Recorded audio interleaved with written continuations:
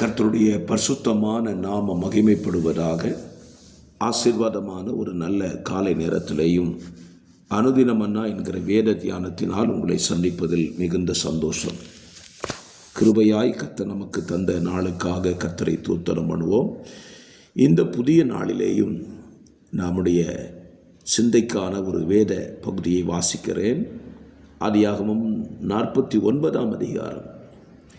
இந்த அதிகாரத்தில் 33 வசனங்கள் உள்ளடக்கி இருக்கிறது. யாக்கோபு தன்னுடைய மரண தருவாயில்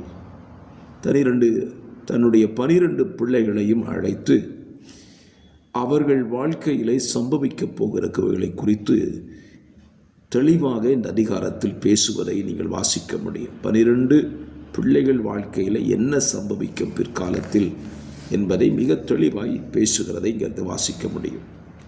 கடைசியாக தன்னுடைய மரணத்தை குறித்தும் அவன் தெளிவுள்ளவனாயிருந்தான். தான் மரித்த பின்பு எங்கே அடக்கம் பண்ணப்பட வேண்டும் என்பதை குறித்து யாக்கோபு தெளிவாயிருந்தான் என்று இந்த அதிகாரத்தில் நீங்கள் வாசிக்க முடியும். நமக்கு இந்த அதிகாரத்திலிருந்து தியானத்திற்காக ஏராளமான காரியத்தை நாம் எடுத்துக்கொள்ள முடியும்.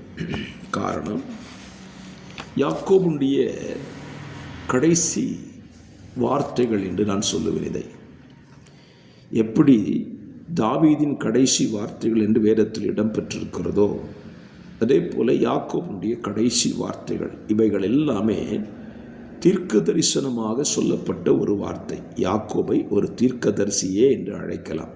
காரணம், அவன் சொன்ன வார்த்தை எல்லாமே பிற்காலங்களில் சம்பவிக்கக்கூடியதை குறித்து தான் பேசுகிறான். அதனுடைய 1ஆம் வசனத்தை நீங்கள் வாசித்தீங்கன்னா, கடைசி நாளில் உங்களுக்கு நேரிடும் காரியங்களை அறிவிப்பேன் என்றார். இப்போ கடைசி நாட்களில் என்ன நடக்கும் அப்படிங்கிறது தான் அவன் தன் பிள்ளைகளை குறித்து பேசுகிறான். இந்த அதிகாரத்தில் யாக்கோபு மூத்த மகன் முதல் இளைய மகன் வரைக்கும் பேசுகிறான்.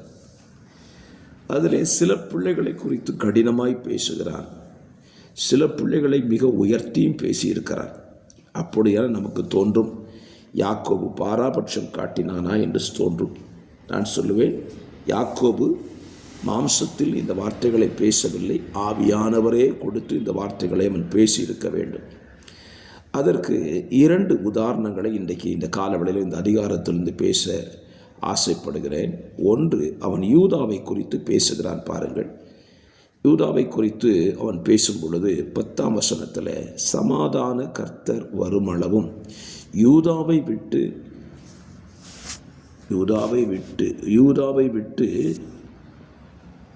செங்கோல் யூதாவை விட்டு நீங்குவதில்லை, நியாயப்பிரமாணிக்கன் அவன் பாதங்களை விட்டு ஒளிவதும் இல்லை, ஜனங்கள் அவளிடத்தில் சேருவார்கள் என்று சொல்லி வேதத்தில் எழுதுகிறான். என்னை கேட்கிற அருமையான கர்த்தருடைய பிள்ளைகளே, இவன் தீர்க்க தரிசனமாய் சொன்னதை யாரை குறித்து சொல்லுகிறான்? நம்முடைய இரட்சகரை குறித்து சொல்லுகிறான். சமாதான கர்த்தர் வருமளவும். யூதாவிலே அரசாட்சி என்பது நீங்காது, செங்கோல் அரசாட்சி நீங்குவதில்லை என்கிற ஒரு ப்ராஃபட்டிக்கலான வார்த்தை சொல்லுகிறான். யாக்கோபுக்கு சமாதான கர்த்தராகிய இயேசு கிறிஸ்துவினுடைய வருகை கூடைய காரியத்தை கூட கர்த்தர் வெளிப்படுத்தி பேசுகிறார். அதுவும் அது யாரில் வெளிப்படுகிறாராம்? யூதா கோத்திரத்திலிருந்து அவர் வெளிப்படுகிறார். ஸ்தோத்திரம். அதனால தான் வெளிப்படுத்தல் 5ஆம் அதிகாரத்தில் நீங்கள் வாசித்தால் யூதா கோத்திரத்து சிங்கம் என்று எழுதப்பட்டிருக்கும். ஆமென். கர்த்தர் நல்லவர். ஸ்தோத்திரம். இது ஒரு நன்மையான காரியங்களை சொல்லுகிறார்.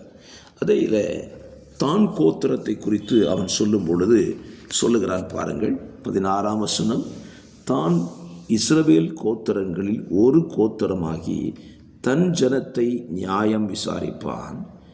தான் குதிரையின் மேல் ஏறி இருக்கிறவன் மல்லாந்து விழும்படியாக அதன் குதிங்காலை கடிக்கிறதுக்கு வழியில் கிடக்கிற சர்ப்பத்தை போலவும் பாதையில் இருக்கிற விரியனை போலவும் இருப்பான் என்று அவன் சொல்லுகிறான். இது யாரை குறித்து சொல்லுகிறான்? தான் கோத்திரத்தில் அந்தி கிறிஸ்து என்பவன் பிறப்பான் என்பதற்கு ஒரு அடையாளமாய் இந்த வார்த்தையை சொல்லுகிறான். தன் ஜனத்தை நியாயம் விசாரிக்கும்படி எழும்புகிற ஒரு கோத்திரம். அவன் வழியில் கிடக்கிற விரியன் என்று எழுதுகிறான்.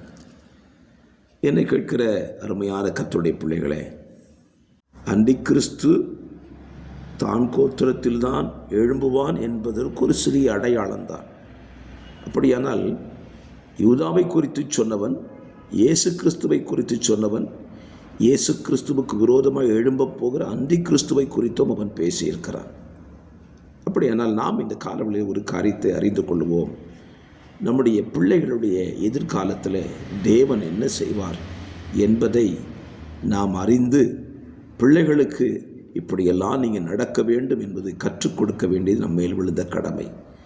நாம் மாத்திரம் இயேசுவை அறிந்து கொண்டோம் என்று போய்விடக்கூடாது. நம்முடைய பிள்ளைகளும் ஆண்டவரை அறிந்து கொள்ள வேண்டும். அதற்கான முயற்சியிலே இந்த நாட்களிலே ஈடுபடுங்கள்.